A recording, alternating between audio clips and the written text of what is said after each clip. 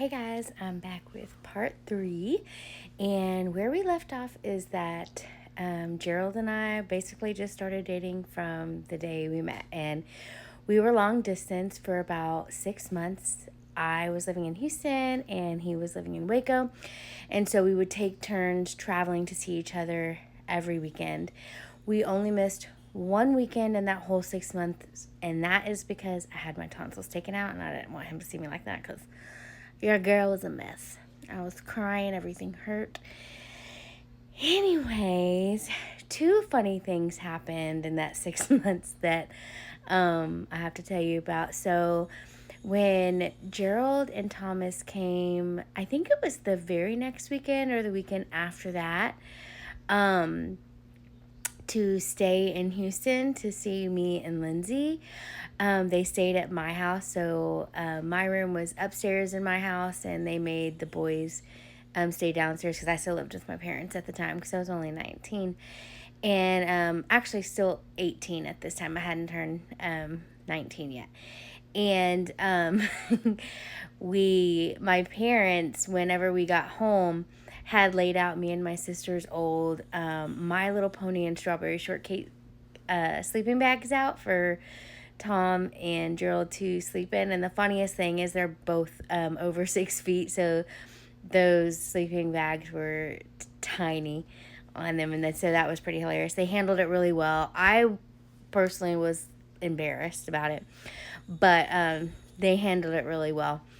And then about a month into our relationship, maybe only 3 weeks, my dad, who was an Episcopal priest at the time, he just retired a year and a half ago.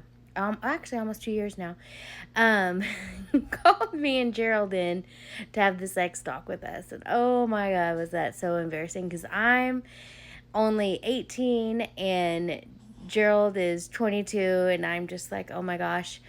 My dad's like, nope, we're going to talk about this. I can tell y'all really like each other and are getting very serious, and I want y'all to know all the options and stuff. So we had that talk with him and my mom, and it was after church on Sunday, so my dad was still wearing his collar the whole time. I was just like, but to make matters worse, if the sex talk wasn't enough, he literally at the end of it, when they were opening the bedroom door for us to leave and while I was trying to escape my embarrassment, my dad put his hand on Gerald's shoulder and was like, look, Gerald, I know you're going to marry my daughter. I died. I literally passed away in that moment because I'm like, what? This boy has barely, I don't even think he knew me for a month at this time. I actually think it was just about 3 weeks.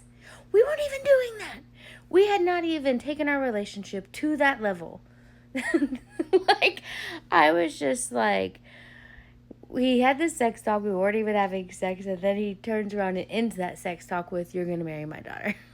Now, I will say, I kind of liked hearing my dad saying that, obviously, because my dad has never said that about any guy, and I really hadn't had many boyfriends. I think I had one. Now, I had a lot of guys that I dated, but every time my dad was like, nope, not the one. Not him. Nope, he ain't the one for you. And he was always right. So for him to be like, I know you're going to marry my daughter, was pretty crazy because he's always right. And he was. Okay, so like I said, we actually decided to move in together about 6 months into our relationship. And I know that most parents would be like, what are you doing? No. And I honestly thought that that's what my parents were going to say, but that is not what they said. They actually gave their blessing and just, prayed for us, honestly. And my dad even said to me at one point, I think it's time for you to go. You're miserable when you're here and when he's not here. Because like I said, we were dating each other and traveling every other weekend to see each other, so we would take turns doing that. And so my parents were actually just like extremely supportive of us and our relationship. So fast forward, we move in together at 6 months. We're learning each other, and I am having a lot of fun. with him and his friends, our friends, because they're mutual friends. Except he had this one friend, and we'll call him Travis, that I always had a weird feeling about. I never thought he was that good of a person. And I definitely saw that when Gerald hung out with him, he was a little he was a little more wild, and I kind of don't know how to explain it. I guess heavily influenced by this friend, and not in a positive way at all. I knew this friend drank excessively, was doing drugs, and so I was very concerned. And in the back of my mind, I'm like, why is my man interested in hanging out with this guy? And what I didn't know is that Gerald's friends, our friends, Jessica and Paul and all them, did not like this guy either. But we hadn't really talked about him because we didn't hang out, you know? So that was one thing I was a little concerned about. Well, one day I decide to change jobs, because when I had moved I was working at a daycare center in Houston, and when I moved to Waco, I just transferred to that daycare center, and I was wanting something, one, with better pay, and something a little more less tiring, I guess you could say. So I started working at Allstate Insurance as the office manager for an agent, and I loved that job. I was there for many years. And at one point, Gerald started prank calling me. And when he would prank call me, he would say, he would use the name Cliff Wilson. He'd always be like, hello, this is Cliff Wilson. I'd like to get an auto quote on this kind of vehicle, and blah, blah. And I'm like, okay, Cliff, you know. So that name's going to be important later on. So anyways, our relationship is going really good. Really, the only issue that we have is his friend Travis. There's just something about him I don't like. Well, it was during this time that I had gotten this job at Allstate that I had started gaining weight. And I had always been a really small person. And because I cheered and tumbled and did all the things, and nothing had changed. I was still very active, still eating the way that I always ate. So I was just kind of like curious as to what was going on. But I noticed like I was getting night sweats and my hair was falling out.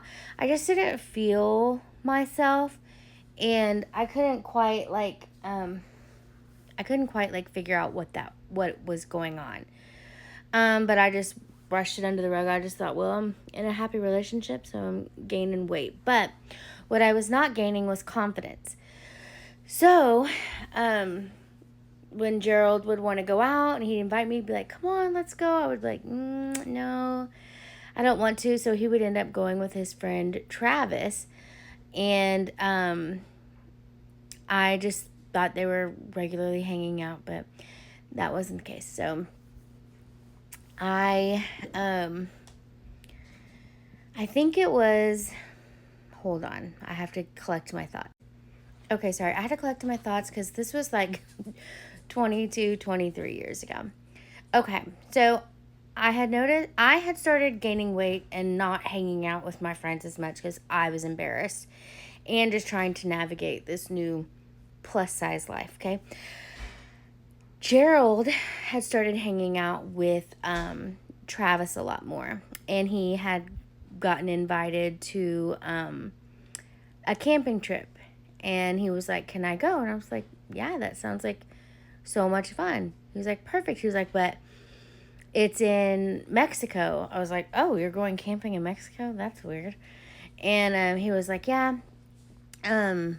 Travis goes here all the time, and it's just gonna be like a fun guys camping trip. So I'm like, absolutely, go ahead. What could go wrong?